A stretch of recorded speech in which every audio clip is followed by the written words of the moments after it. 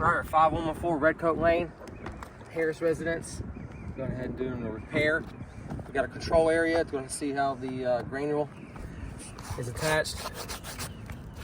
Light bristle brush.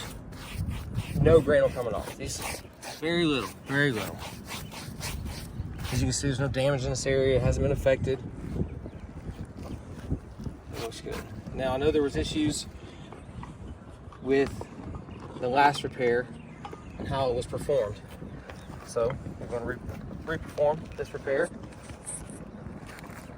Right here, I have two tabs that have been ripped off.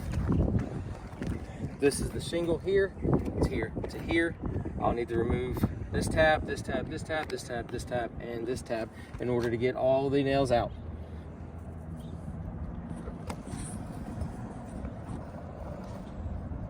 All right, got my roof snake. It's loose. I'm gonna go ahead and locate our nails without lifting these tabs up over 45 degrees as best as I can while performing this repair. Right down here.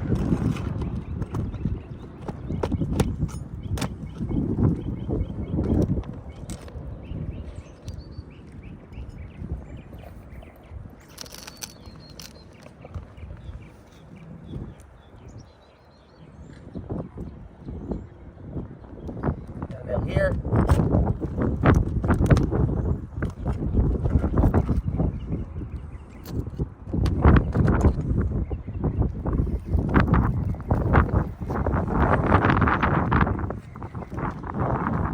As you can see, I'm well under 45 degrees.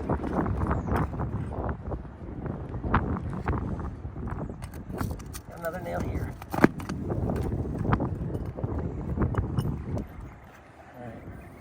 Now we get the top row nails out. Got another nail here.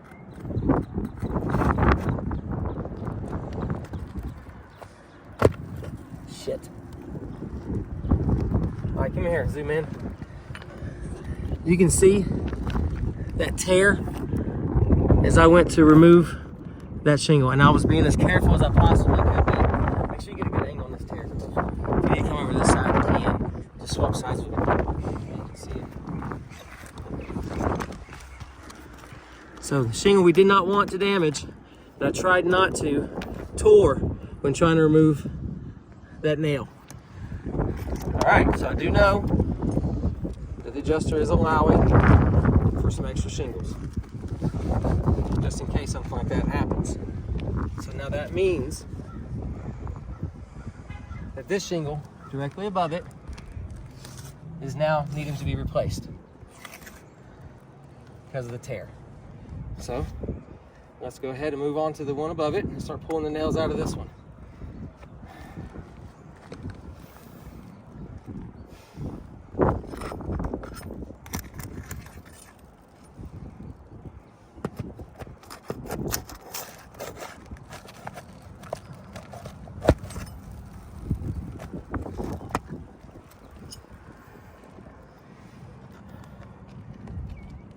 Currently, it should be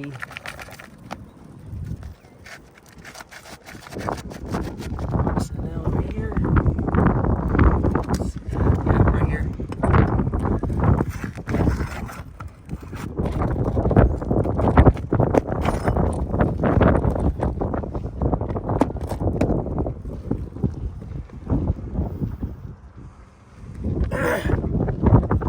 As you can already start to see, just as I'm trying to get these shingles out, you can see the amount of granule that's just starting to fall off as the shingles starting to crease up top. Barely moving it, barely manipulating it. Not one time have I brought it over 45 degrees. All right, so let's continue. Okay. Shingle out. All right, so now we need to remove this one. All this granule form, that's crazy. And then because of this repair, or this rip. All right, over here. Should get all the nails.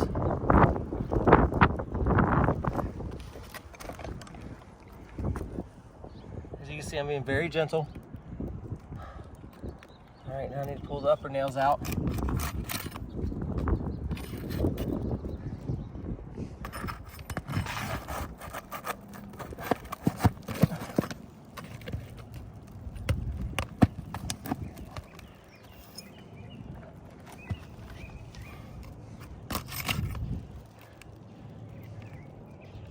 Another nail right here.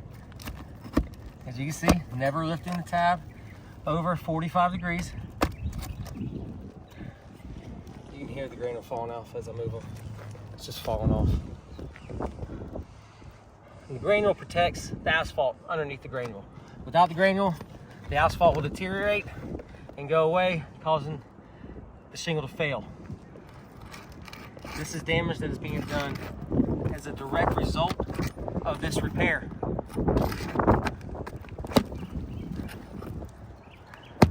This isn't latent damage. This isn't something that happens down the road. As you can see, this is damage that is occurring right now as I speak.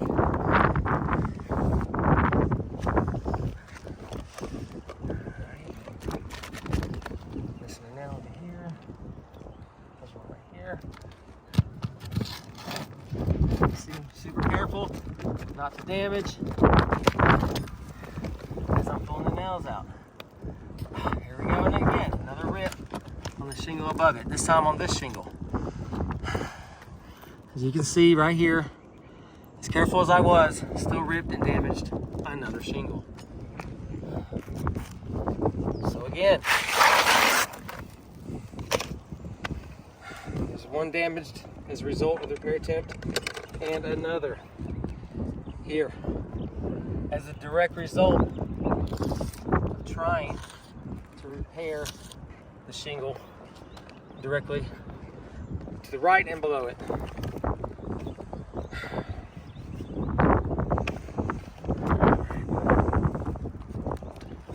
Make sure the area is clean, nothing underneath it. Smooth surface.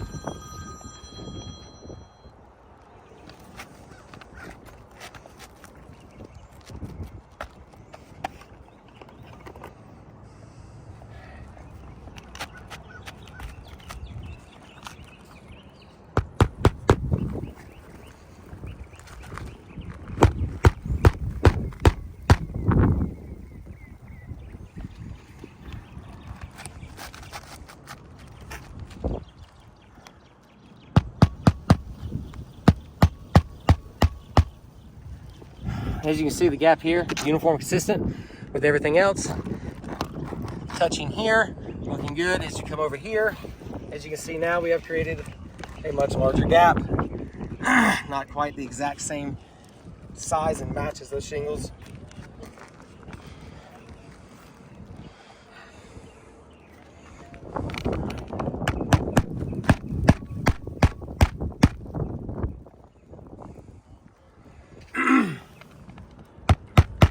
All right, as I nailed this one in, I'm gonna go ahead and discuss using a roof snake. Using a roof snake to put nails in on a shingle is great in theory until you go to use it, and I'll show you exactly why on this last nail I'm about ready to put in. I'm gonna put my hammer up. Let's get this roof snake out. There you go. Roof snake comes with this little nice slot right here to where I can stick a nail in. Great. Awesome. I'll be able to stick it up underneath the shingle without lifting it up so much. That's great. So as I go to stick this nail right here and hit it, start that nail, you can see that nail is visibly crooked. It has been driven in at an angle and will continue to be driven in at an angle as long as I hit it with the roof snake. Another thing about the roof snake, when the nail has gotten all the way down and I make a final strike, we are impacting the shingle here and here, an 1.5 inch area away from the nail head, impacting the shingle where it does not need to be impacted. right here on the face for absolutely no reason. The proper way to nail a shingle is a flush surface perpendicular to the surface of the roof. This is not the proper way to install a shingle. It is the improper way to install a fastener. It should be installed perpendicular and nailed straight in. No issues. Pressed in a little bit, holding the shingle nice and tight. Now, say if I do go ahead and I use this roof snake to install this nail all the way down. As I'm nailing it, as you can see, I'm beating and beating this shingle in order to try to drive this nail in at an angle. It is starting to bend and break. If I was to go on top of this shingle, of this nail, it would just continue at that angle. That is an improper installation. Now, if you can see this, say I was to get a nail to go in straight. It leaves a 1/4 inch gap between the surface of the shingle and the top of the nail head. I would have to remove it and then bash it against this surface here in order to nail it the rest of the way, further damaging a brand new shingle that just got put on the roof. Like I said, in theory, works great. In practicality, not so much. It causes more damage. As you can see, all these nails have been driven perfectly perpendicular and flush to the surface.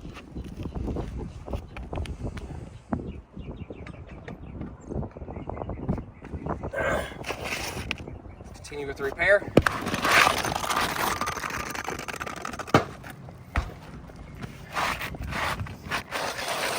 All right, we're gonna have to pause it.